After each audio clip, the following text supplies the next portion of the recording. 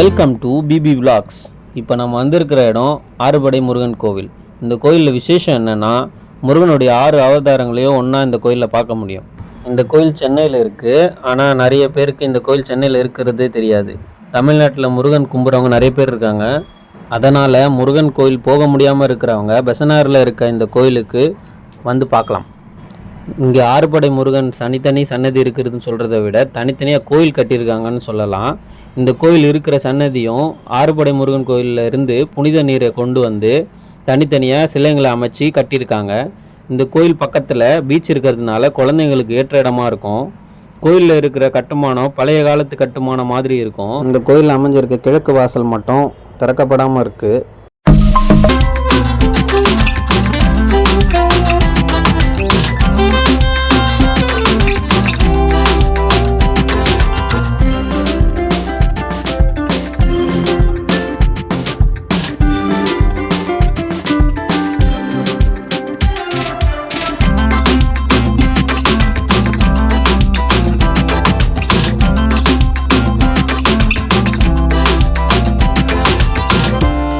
Morning 7 to 11 இந்த கோயில் திறந்துருப்பாங்க. அந்த டைம் வந்தீங்கன்னா கோபுரத்து மேலே சூரியன் படும்போது பார்க்குறதுக்கு அவ்வளோ அழகாக இருக்கும். அது இல்லாமல் பறவைங்களும் பறக்கிறதோட சேர்த்து பார்க்குறப்ப ரொம்ப அழகாக இருக்கும்.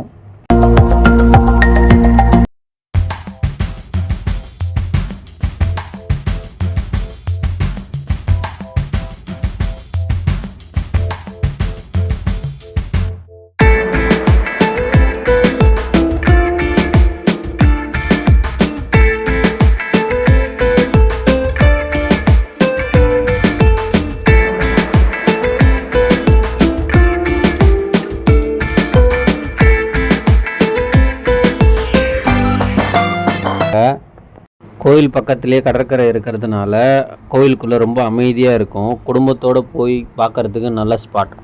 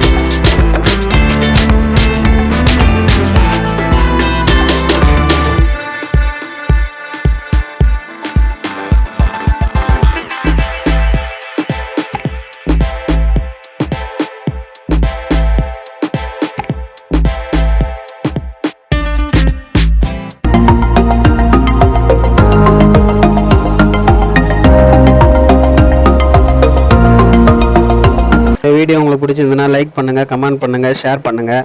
அப்படியே சப்ஸ்கிரைப் பண்ணிவிட்டு பக்கத்தில் ஒரு பெல் ஐக்கான் இருக்கும், அதை கிளிக் பண்ணிட்டீங்கன்னா நாங்கள் போகிற வீடியோ அப்படியே நோட்டிஃபிகேஷனாக வந்துகிட்டே இருக்கும். பாய்.